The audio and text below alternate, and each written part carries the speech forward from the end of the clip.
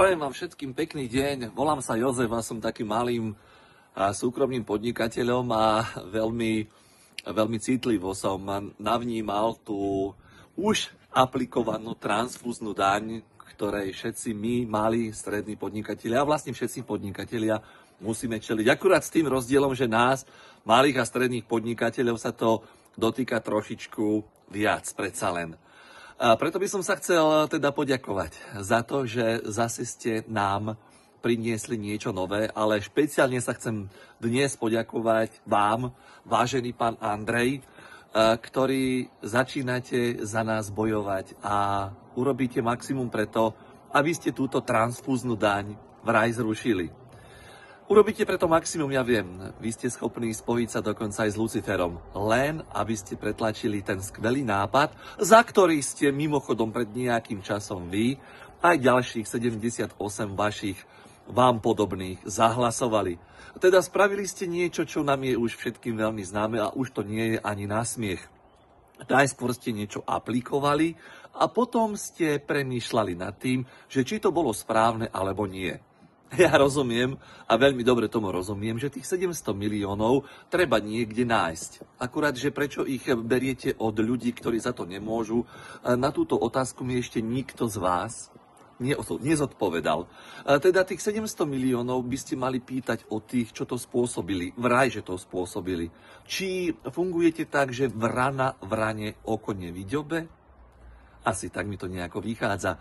Nuž ale treba tie percentá nejako dvíhať, máte pravdu, lebo váš kredit, a nie len váš kredit, ale kredit mnohých vašich kolegov rapidne klesá a upadáte na popularite a to by ste nemali, pretože predpokladám, že sa vám tam, kde ste, veľmi páči, lebo sa máte dobre.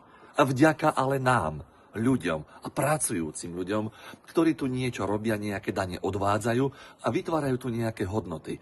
Teda vďaka nám ste tam, kde ste. A preto rozumiem tomu, že robíte opatrenia, ktorými sa potrebujete zapáčiť. Alebo chceli by ste robiť také opatrenia. Lebo 1,5% je naozaj málo. To je taká úroveň polotučného mlieka. Treba robiť niečo také, aby ste aspoň tých 3,6 dostali, aby ste dostali potom následne aj nejaké dotácie zo štátu, ktorý okrem iného my živíme a teda dotujeme našimi peniazmi, ktoré potom vy rozdávate z našich. Teda 3,6% to by mohlo byť celkom zaujímavé už. To už je ten nárok na ten príspevok. Ale ak by sa vám podarili zrušiť aj clá, ktoré teraz dopadajú na celú ekonomiku, nielen na Slovensku, ale aj v Európe, to by ste sa možno dostali až k 5%. Ale ešte predsa len máte jednu možnosť. Keby sa vám podarilo zrušiť celú tú inštitúciu, kde je tých 150 zbytočných ľudí, tak by ste možno vládli úplne sám. Lebo to by ste dostali podporu od širokej verejnosti.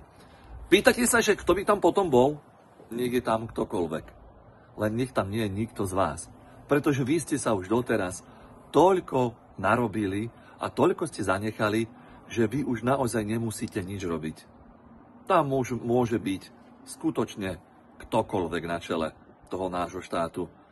Odpoveď na to, ako to riadíte, si treba prísť vypočuť možno aj na tie hraničné priechody, ktoré vy obchádzate a prechádzate veľmi rýchlo, pretože majáky, keď sa rozhúkajú, tak vedia všetci, že prichádzajú tí, ktorým treba uvoľniť cestu.